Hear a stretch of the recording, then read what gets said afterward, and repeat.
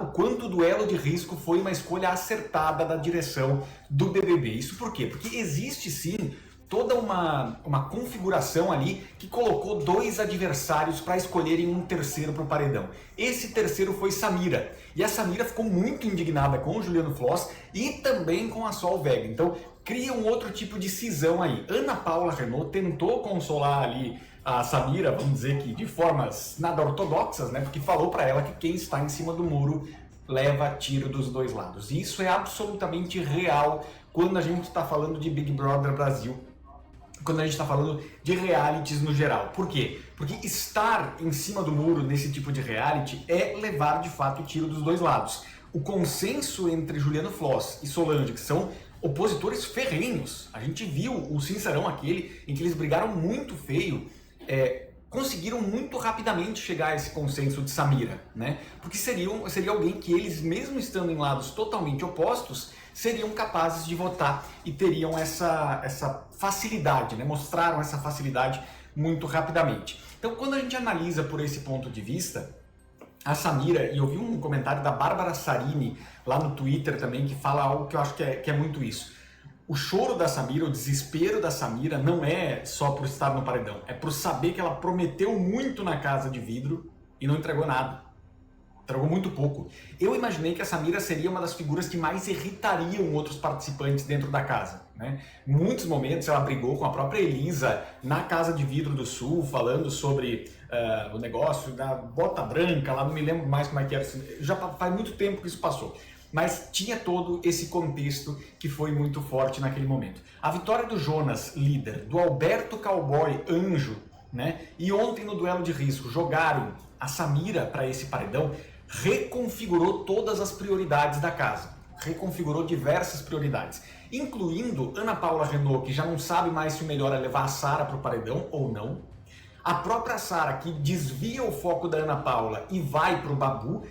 Ao mesmo tempo, o contra-ataque da Ana Paula é muito inteligente, porque ela usa com a Sara a argumentação de que arregou, não está mais com coragem de puxar a Ana Paula, puxar ela própria, né? Por que eu falo isso? Porque se ela deixasse esse assunto morrer, se a Ana Paula deixasse esse assunto morrer, ele morreria muito rápido e também teria menos embate com a Sara. E ela não quer que isso desça, ela não quer que isso esmoreça. Então, a partir do momento que a Sara troca de alvo para o Babu, para conseguir girar esses adversários, a Ana Paula vai com tudo para cima dela, porque ela não pode perder também esse enredo. Então, por mais que a Ana Paula Renault chame a Sara de caça-enredo, ela também é um pouco caça-enredo a partir do momento em que ela tem esse enredo indo para ela e ela corre o risco de perdê-lo. Então, isso tudo para mim está muito evidente, está muito colocado e eu acho que é importante a gente falar. Deixa eu trocar de tela aqui para mostrar para vocês uma outra informação também que é bem importante,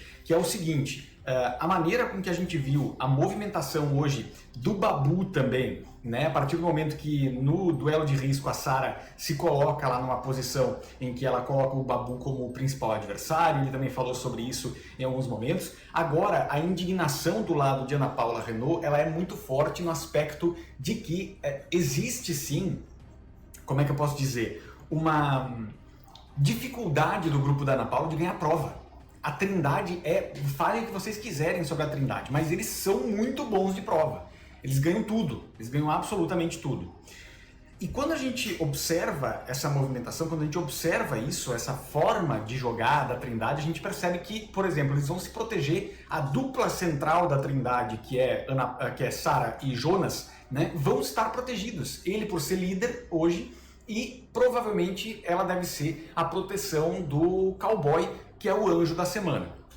Então nesse movimento, nessa busca por enredos, tá muito interessante porque pulverizou pra caramba. E hoje à tarde, então, o Babu falou, que começou a falar muito, né, que na dinâmica da NFL, nós tivemos ali o Jonas, segundo ele, trapaceando para que o grupo dele ganhasse ali os comes e bebes oferecidos para quem venceria essa dinâmica. Então, de novo, o BBB 26 ele tá tão bom que até nas dinâmicas as dinâmicas de patrocinador, as coisas rendem. E aí o Babu reclamou muito, falou muita coisa sobre a produção e a produção já mandou um pé, né, para ele, como diria a Tati lá da Web TV brasileira, já mandou uma advertência para ele para não ficar falando sobre isso e ele em resposta à produção, falou ali que ia, que ia tirar o microfone e ficar 24 horas sem falar, o Babu. Que ele estava com vontade de apertar o botão. Então vejam como o lá e cá que está acontecendo é muito interessante. E eu tenho outra dúvida que eu estou perguntando para vocês aqui no nosso chat, mas eu também quero perguntar para você que está vendo esse corte especificamente.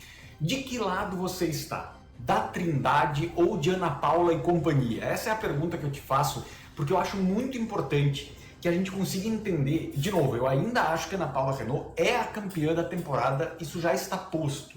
Eu acho que não tem reversão para isso. Mas eu acho que existe uma crescente rejeição por esse lado também, principalmente pela conexão com o Babu, com o Juliano Floss ali. Começou a criar-se um clima ali, e até na edição estão passando diversos momentos da Ana Paula, por exemplo, dizendo para o Jonas, ele perguntando por que ela chamou ele de burro, e ela respondeu, porque você existe.